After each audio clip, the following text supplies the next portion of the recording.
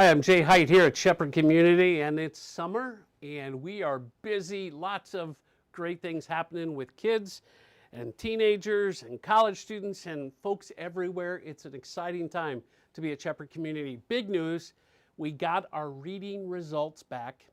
For those students who've been in our programs multiple years, 91% of them are reading at grade level.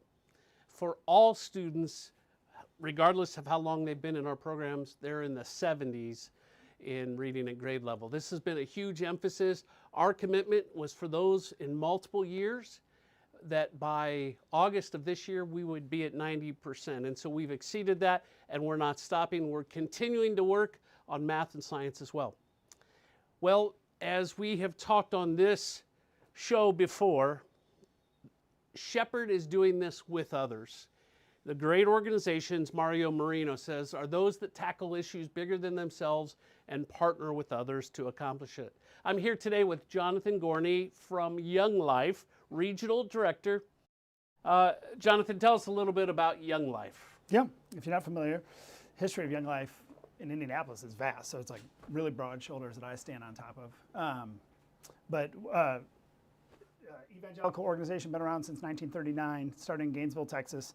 The Genesis story is a little bit folksy. It's a little bit the way that it began, but youth pastor was hired at a church that was located directly across the street from a high school and showed up to his first day of work and was looking for his office. Had pastor saw him wandering around and said, you know, how's the first day going? Can I help you? And he said, I can't find my office. And they said, he said, well, follow me. Took him over to the front doors of the church, opened up the church doors, pointed to the high school across the street and said, that's your office over there. Take care of all the kids that would never step foot in the church. I'll take care of the rest. And so I mean, the accuracy of that tale, who knows? But that's kind of the genesis story of how Young Life started. Was a youth pastor who was given permission by his head pastor to go care about kids that would never step foot in a church. And so that's who we are. That's who we've been. That's who we remain being. So.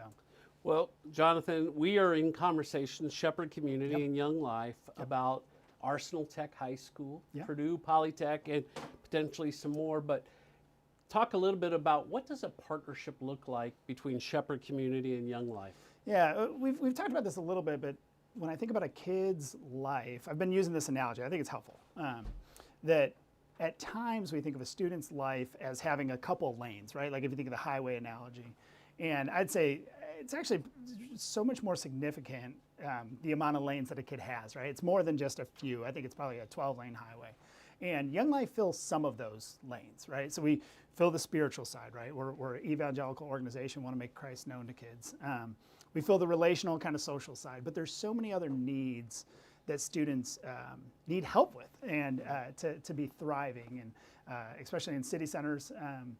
And so if we are serious about reaching adolescents for Christ and helping them grow in their faith in true discipleship, we've got to care about the holistic student, right? Not just the spiritual side and say good luck with everything else, but we also know our lane, and we can't fill all of the lanes. And so, I moved here recently from Chicago a couple years ago and saw partnerships fleshed out a lot in Chicago, and so have been anxious to figure out ways that we can more holistically care for students on the Near East Side, which I made the mistake for a while calling it the East Side, but it's the Near East Side, and how we go about holistically caring for kids. And so the more that I've learned about Shepherd, what you all do, I'd say it fills even more of those lanes. And how do we partner with people, not about Young Life, not about Shepherd, but about students, right? About kids, and how do we care holistically for them. And so that's why this is exciting for me. Yeah, we are excited. One of our key senior leaders, Phil Edwards, is going to be the key in this partnership. So what will that look like on a given week? Yeah, I'm glad you mentioned Phil. I didn't know if you'd bring him up, or if I would, but he's a huge part of this, right? Institutional knowledge of Shepherd, institutional knowledge of Young Life, and so really holds that together. And I'd say partnerships are, they're as good as the people involved, right? And so there's integrity, there's leadership, there's humility and curiosity, and all of that is true in Phil, and all of that is true in you. And so that's why I love this partnership. Phil will spearhead ministry specifically at Arsenal Tech and Purdue Polytechnic. kind of from a week to week, it's engaging with students on their campus. Again, back to the origin story of Young Life, going to where students are.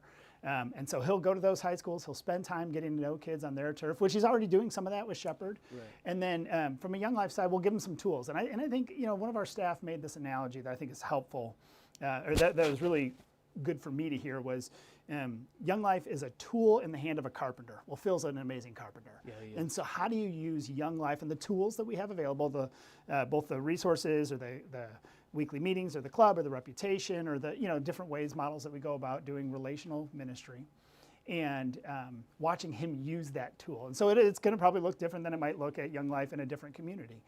But in this partnership, he'll be building relationships with students, sharing the gospel with them weekly at both Tech and at Purdue Poly.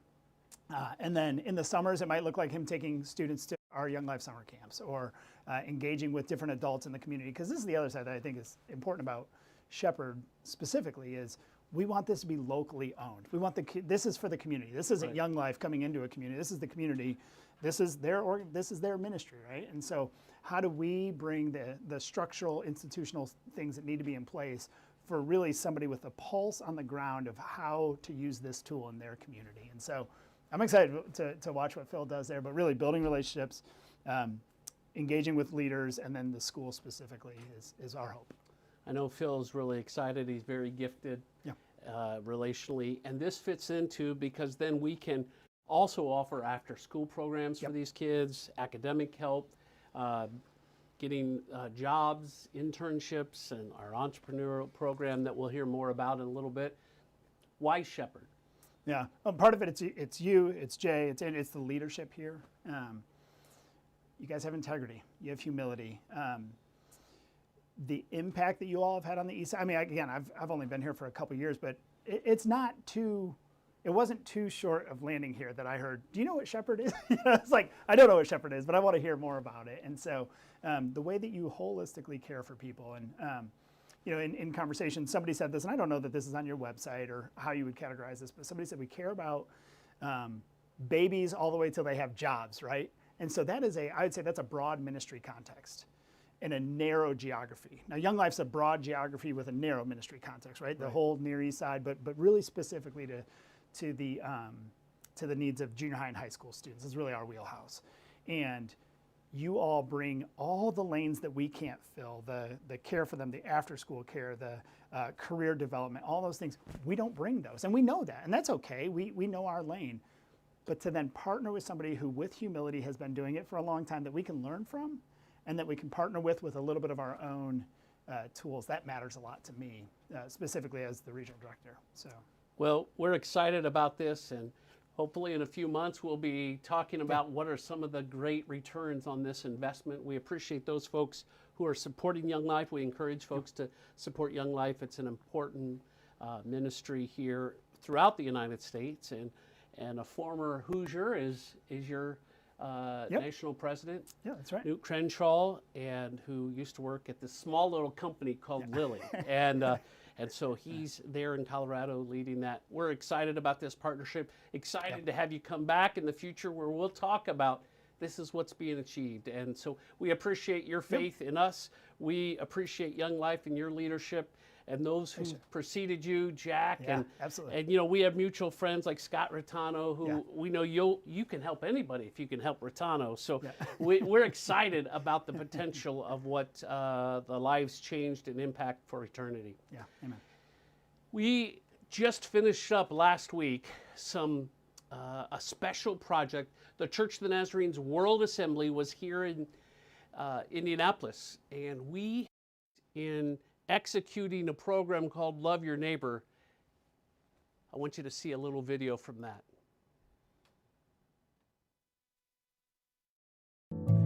Hi, my name is Daniel Mutoa. I'm a fellow at Shepherd Community Center, and today we're here at General Assembly for the Church of the Nazarene 2023 to find out what it means to love your neighbor. The term love your neighbor, what comes to mind when it's said? I think about what Jesus said. Love the Lord your God, and then number 2, love your neighbor as yourself. How would that look in like your community? Well, it would look like what we've done here today, where people bring in donations to help the needy. We've packed 1,475 school packs for the kids of Indianapolis. And that'll go out to the local churches in the Indianapolis area.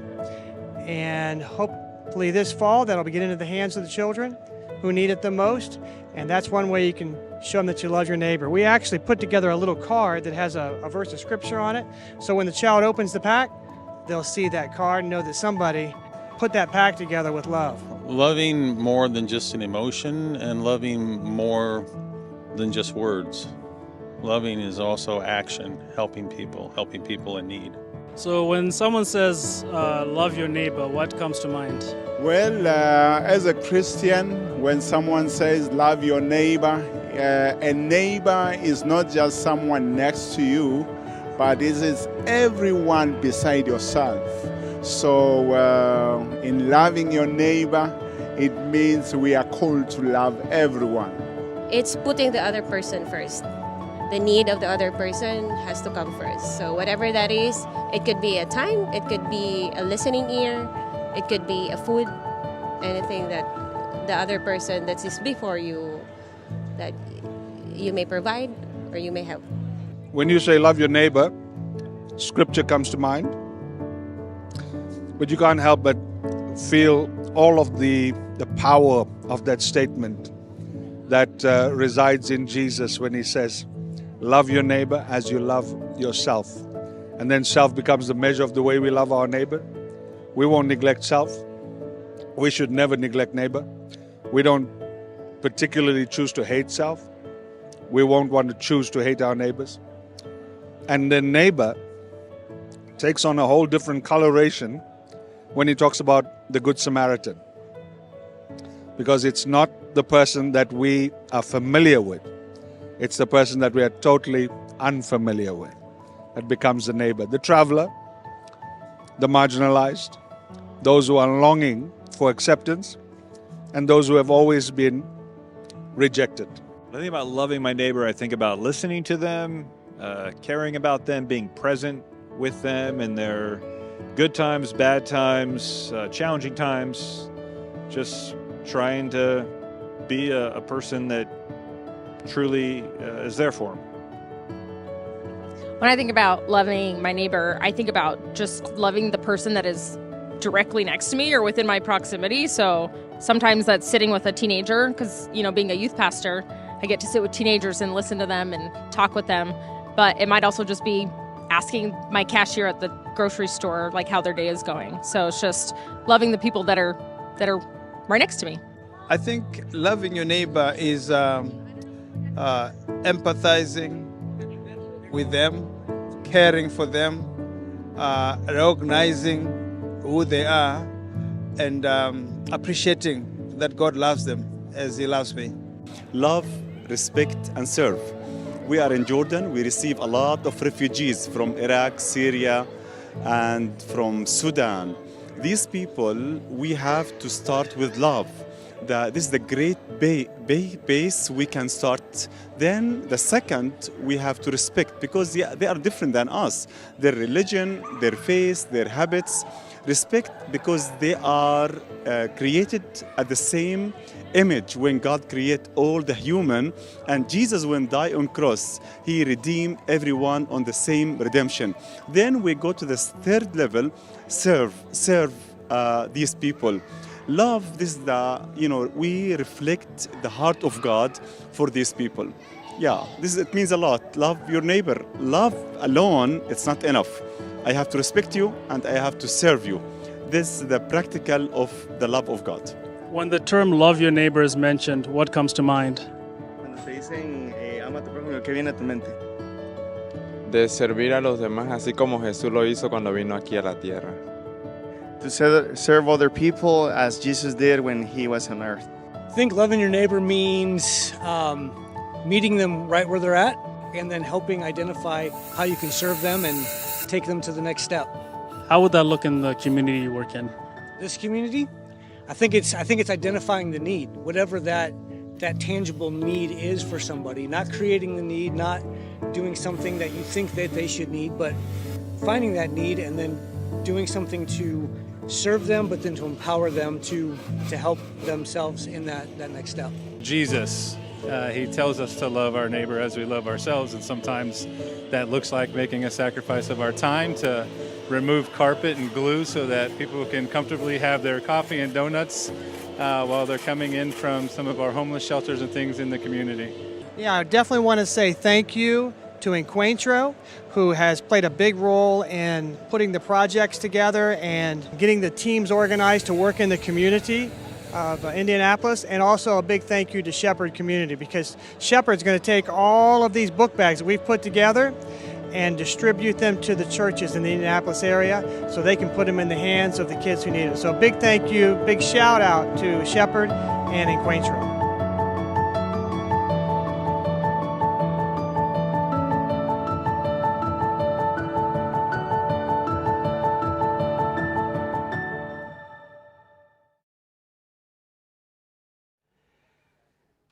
We appreciated all the volunteers from all over the world that came to help invest in Indianapolis, working on people's homes, helping create gardens for people to grow their own vegetables. We did a lot of work in city parks. What a great way for us to represent Christ in loving our neighbors. So thank you, volunteers. We are also been working hard in this last year creating an entrepreneur program for high school students. We're going to hear from Scott Lingle, who it was his vision to make this happen, and join me now as we listen to an interview with Scott Lingle. Hi, I'm Jay Height here with my friend Scott Lingle. Scott, we appreciate your partnership here with Shepherd Community in many different ways. But I want to take a moment today to just chat with you to share a little bit about your passion around entrepreneurism and how that intersects into the life of Shepherd Community. Yeah, thanks, Jay. Thanks for having me on. So I feel like God's called me and built me to be an entrepreneur, and I've launched a few businesses over the years, and God's really blessed them. And I find myself in a season of life where I feel like God has called me into a ministry to help build and serve and grow future entrepreneurs. And I'm doing that on a number of fronts. One is up at Olivet Nazarene University. We're helping to build an entrepreneurship program there. And the other is with Shepherd Community. And we also have launched an entrepreneurship program last year. So our first year, and it's well underway and having a lot of success. So it's been a lot of fun. So what does that entail? Yeah, so with Shepherd, I think it was your vision, Jay, that for the most part, you guys lean in and help a lot of youth, and primarily that's been with a lot of educational programs, and not what we're recognizing over time is not every kid's wired to go to college. Some need to go into trades, some need to go into entrepreneurship, and we are trying to build that lane, an entrepreneurship path for kids that feel like, hey, maybe college isn't for me, or maybe it's not for me right now. And they want to go into an entrepreneurship path. Primarily where we've started is what I like to call sweaty startups. And a sweaty startup is a business that does not require a ton of capital to get out of the gate. And it also is one that is fairly easy to learn. So I'll give you some examples. It tends to be a lot of home service-based businesses. Think of pressure washing, landscaping, window washing, painting. It doesn't have to be in that lane, but it tends to be easier because if you think about it, you could start up a pressure washing business with $1,000 or $2,000 to go buy the supplies. You can learn it pretty easily on YouTube and doing a little bit of apprenticeship work. And within 90 days, we can have you off and running. And so it tends to be in that lane. It doesn't have to be. We've also got folks that have done jewelry businesses, photography businesses, but they tend to be one, low cost, two, easy to learn. So I was talking to you recently and you were so excited. Tell us about one of our students and how that's going. Yeah, I'm fired up. So last year we launched a club, and we met every week, and we had probably about 5 of my friends that are very successful entrepreneurs that have been coaches to the kids. I think we had about 8 kids in the program last year, and one student by the name of Alden has done just exceptionally well and he launched a business that's called Bike Fix Pro.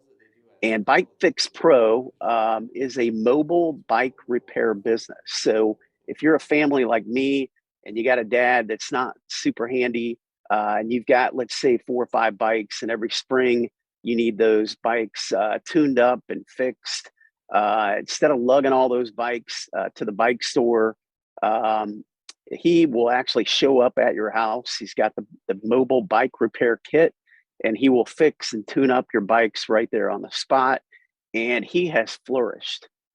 So we have leaned in and helped him kind of build a business plan. We've helped fund his business, and he's really doing extremely well and launched this thing. I think within 90 days, he had made somewhere close to like $5,000. And so it's been a really cool, fun thing to watch.